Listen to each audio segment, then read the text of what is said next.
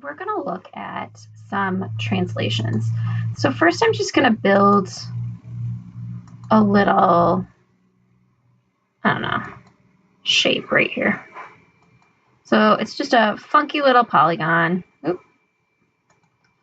that I made right here. And then we're going to go and do some transformations. Again, this is under Desmos. I went under geometry. I hit the tool button to make my grid, but I'm just going to do a couple of translations. So the first thing I'm going to do is I'm going to move this shape just 2 places to the right. So that's my point. And then I am going to chosen this point. And then I'm just going to do my translation from here to here. And I'm going to select my object, and then I'm going to apply. So see how it just, everything stayed the same. The lengths are still the same here. The angles are still the same. It just went 2 units to the right. That's it. Okay. So if we go back, and I just get move, and I could keep going, keep moving.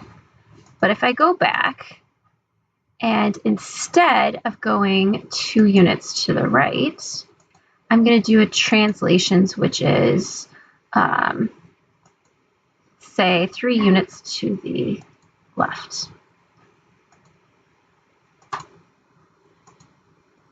It's just moving to the left. Again, everything has stayed the same. It's a rigid transformation. So of all my transformations, some of them are rigid, some are not. This is a rigid one where everything stays the same. It just moves. So if I just go back, I'm going to do another one where I'm going to translate it up. So I'm going to go from here. I'm just going to go up 2 to there. I'm going to apply it. So again, I've just moved a couple bit up. So let's do one more. Let's do a translation where we're going to go down before we do a combination. So let's just go 3 down from here. Choose this and then apply. Oop.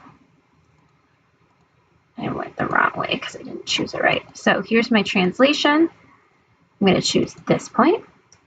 I'm going to go down and choose that point. I'm going to choose this to move, and I'm going to apply, moving it down. Okay. So let's just do a couple of combinations where I'm going to do more than one thing. I'm not going to just move up or down. I'm going to move a little bit further. Okay, so I am going to move from here to here. So I went up 2, over 2, and I'm going to apply it. Okay, so it moved up and it went to the right. And we can do that again with a translation where I move from here. I'm going to go down a bunch and over just a little bit. And I've moved. So those are just a couple of the ways that we can do translations, and you can show how to do this. So now I'm going to talk about just the way we would do translations, how we would call it. Okay, so this is kind of, we'll call this the notation. Notation of translations.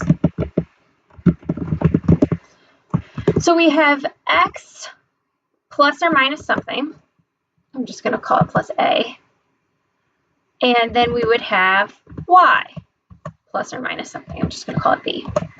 So, for example, if I wanted to go to the right 2, I would say x plus 2, and I can say y plus 0 or just y is fine. Okay.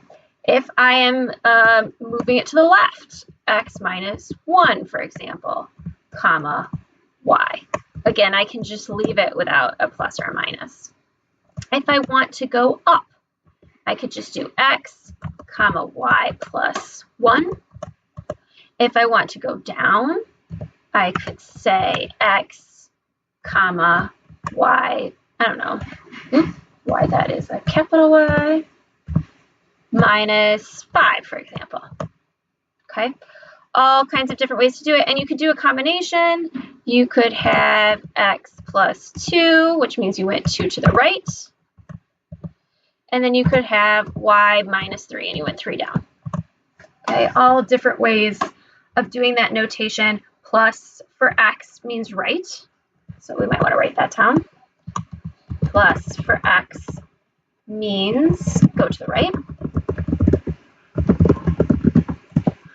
Minus or subtraction for x means go to the left.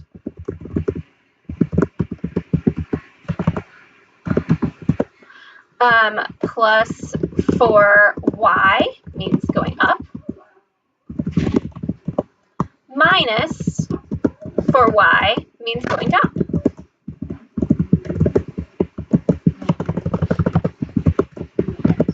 So, these are all just different ways of doing this, of showing it.